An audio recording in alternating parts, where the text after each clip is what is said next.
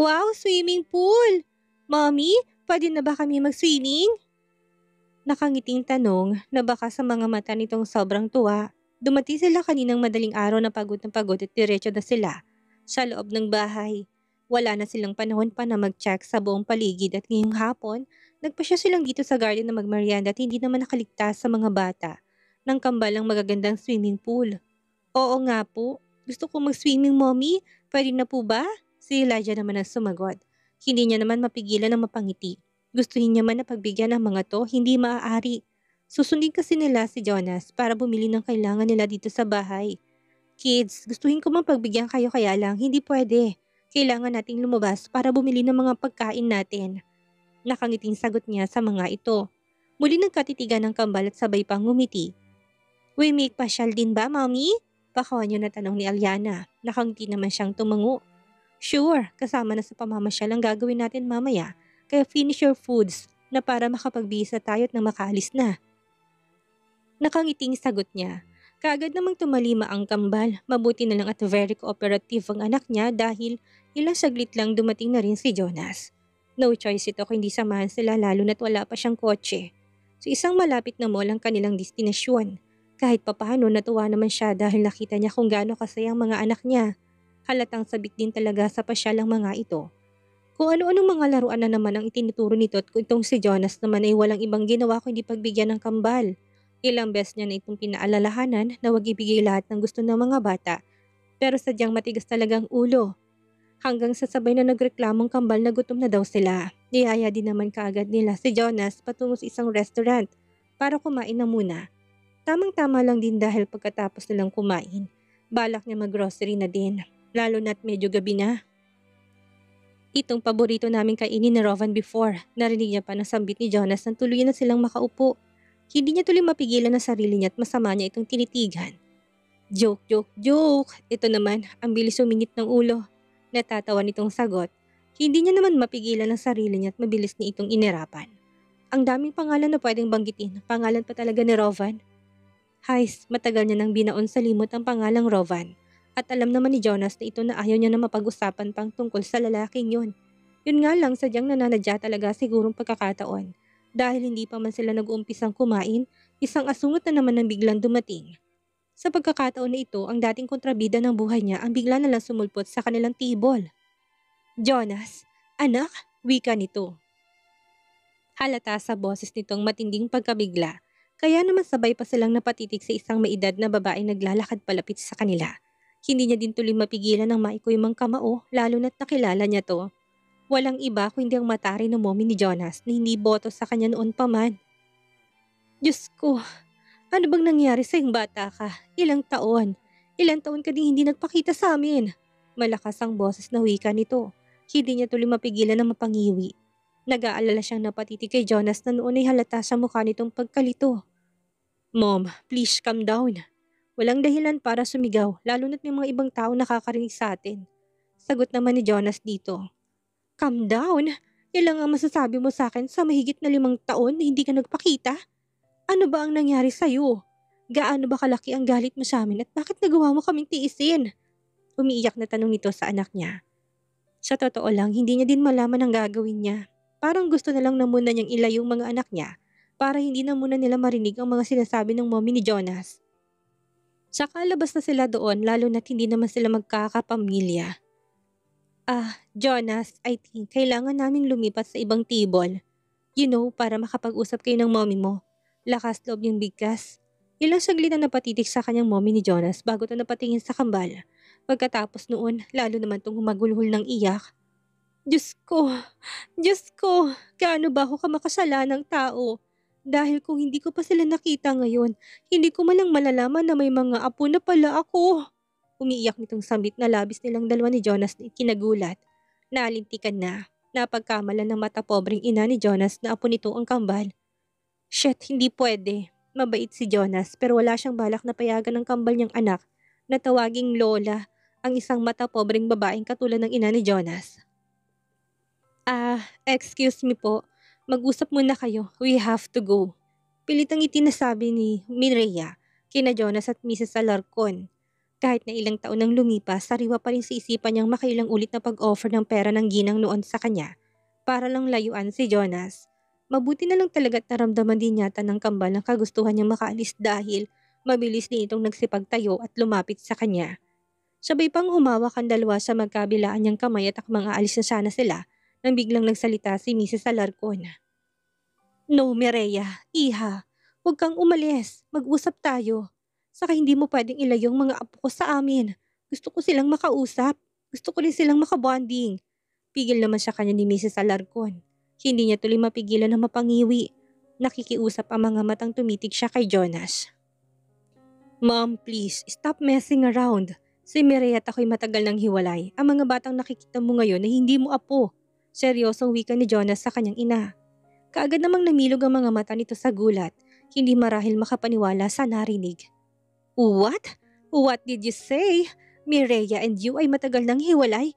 Kailan pa? Hindi ba't kaya ka biglang umalis dahil itinanan mo ang babaeng yan? Gulat na sambit ni Mrs. Alarcon. Pigil naman ni Mireya na matawa sa sinabi nito.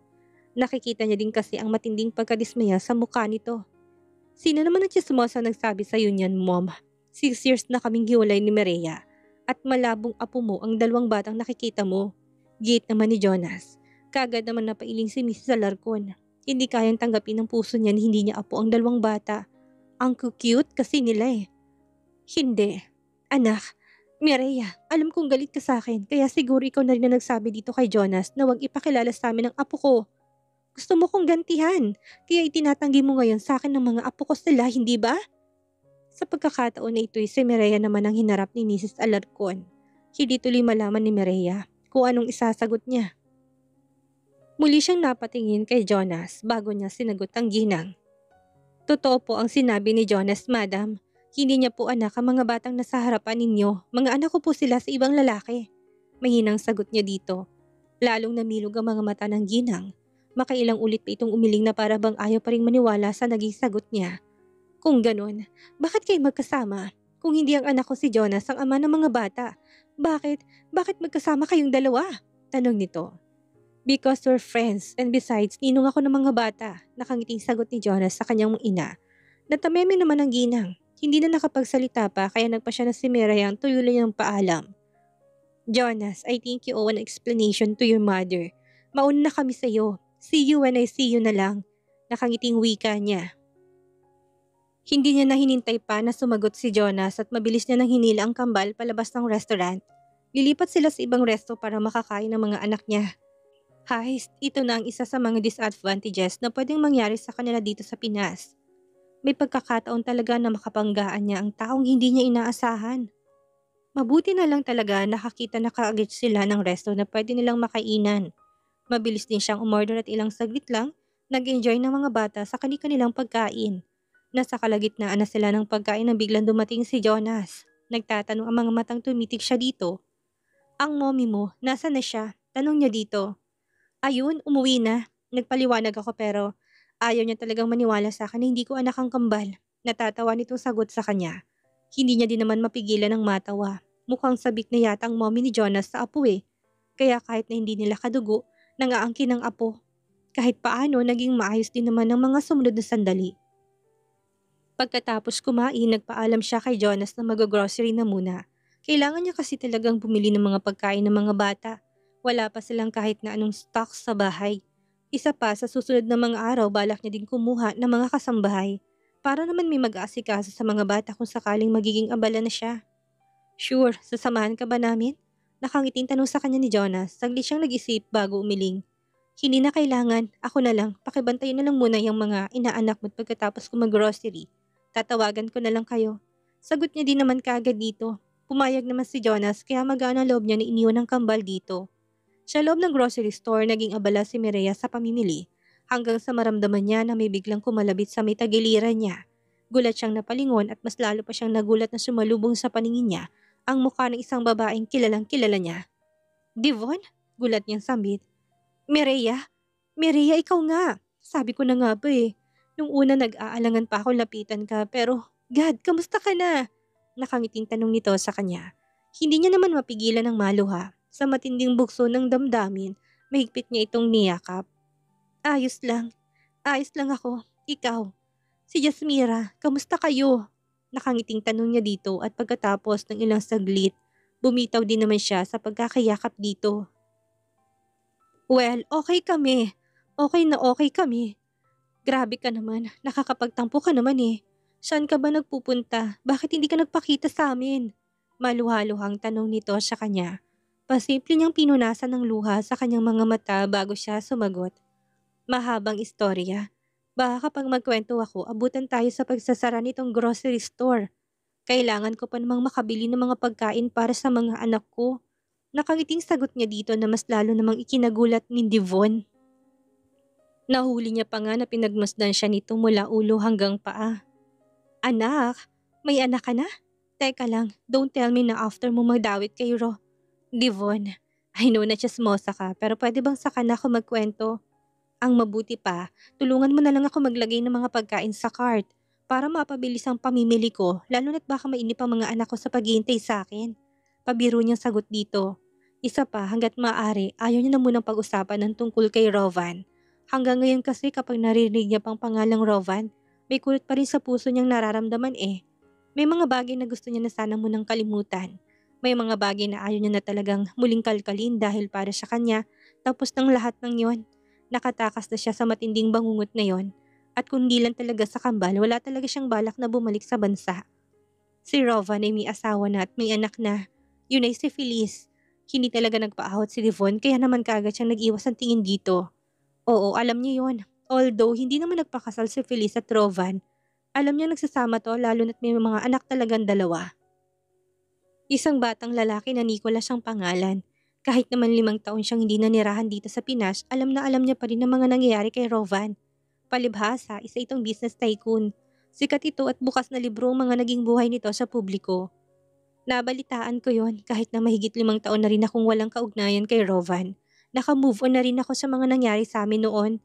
Pilitang ngiti ng labi na sagot niya dito. Muling natigilan si Devon. Ilang saglit niya siyang tinitigan bago pilit na ngumiti. Okay, sabi mo eh. Paano ba yan? Tutulungan na kitang mag-grocery. Nakangiting wika nito. Tumango naman siya tilang saglit lang naging abala na silang dalawa ni Devon sa paglalagay ng iba't ibang mga bagay na kailangan niya sa bahay. Hindi lang naman mga pagkain ang binili niya, kung hindi marami pang iba. Saktong patungo na sila sa counter para magbayad ng tumawag sa kanya si Jonas. Pupunta na daw ito kasamang kambal dito sa grocery store kaya sinabi niya na kung saan counter siya nakapila. Oh my God! Si Jonas ba yun? Narinig niya sambit ni Devon. Napatingin naman siya sa may entrance ng grocery at nang makita niyang nakarating na sila Jonas. Kasamang kambal, nagpa siya na siyang salubungin ng mga ito. Jonas, here! Tawag niya dito. Nakita naman kaagad siya ni Jonas kaya nakangiti ito naglakad palapit sa kanya habang nakahawak ditong mga anak niya. Kamusta? Nakuha mo ba lahat ng mga kailangan? Nakangiting tanong nito kaya naman kaagad niyang tinurong kanyang cart kung saan nakatayo ang nakatulalang si Devon. Hindi marahil na siya ng kaibigan niya na si Jonas ang kasama niya ngayon. Okay, gusto ng mga batang bumili ng snacks. Diyan lang kami sa labas habang hinihintay kang makapagbayad. Nakangiting muling wika ni Jonas, tanging pagtangulang din naman ang naging tugon niya at mabilis na itong ulit na naglakad paalis. Samantalang kaagad na rin namang binalikan si Devon, napansin niya ding tulala pa itong nakatitig sa kanya. Anong klaseng tingin yan? Pabirong tanong niya dito. Si Jonas ba yun? Nagkabalikan ba kayo? Saka may anak na kayo? Seryosong tanong nito, hindi niya naman mapigilan ng matawa. Pangalawa na yata si Devon sa naprank nila ngayong araw. Bakit ba kasi iniisip nila na nagkabalikan na silang dalawa ni Jonas? Porket magkasama, may relasyon na kaagad? Hindi ba't friends lang naman sila? Mahabang storya ulit. Kapag may time ka, i-invite kitang pumunta ng bahay para makapagkwentuhan tayo. Kailangan kasama din si Jasmira ha, para isang kwento na lang ako. Nakangiti niyang sagot. Hindi naman nakaimik si Devon, makikita pa rin sa mga mata nitong pagkalito, kaya naman tinapik niya na ito sa balikat. Huwag kang magulat, kung ano man na naging takbo ng buhay ko ngayon, masaya na ako. Lalo na't may kakambal na akong anak, muli niyang bigkas. Napakurap naman to na makailang ulit bago pilit na ngumiti. Gaga ka, sino ba naman ang hindi magugulat sa mga nakita ko ngayon? Akala ko talaga wala na kayong pag-asa ni Jonas eh. Hindi ba't galit na galit ka sa kanya noon dahil niloko ka niya? Noon yon, pero bumawi naman siya ngayon kaya bati na kami. Devon, marami akong gustong ikwento sa inyo ni Jasmira. Sana kapag may time kayo, bisitahin niyo ako sa bahay. Bigkas niya. Tumango naman ito, pasimpleng tumitig sa suot na relo bago muling nagsalita. Well, okay. Give me your number na lang, Mireya. Gustuin ko mang magstay para makausap ka pa. Kaya lang kailangan ko na palang umalis. Kita na lang tayo sa mga susunod na araw. Nakangiti nitong wika, kaya naman kaagad niyang inilabas ang kanyang phone at nagpalitan na sila ng number ni Devon. Bago to umalis, pinaalala pa nito sa kanya na magkikita daw sila ulit as soon as possible. We're going home na. Tatawagan ko na lang ang dad mo na sa bahay ka na namin matulog, Nicolas. Nakangiting wika ni Mrs. Gemma de Salvatierra sa apo niya.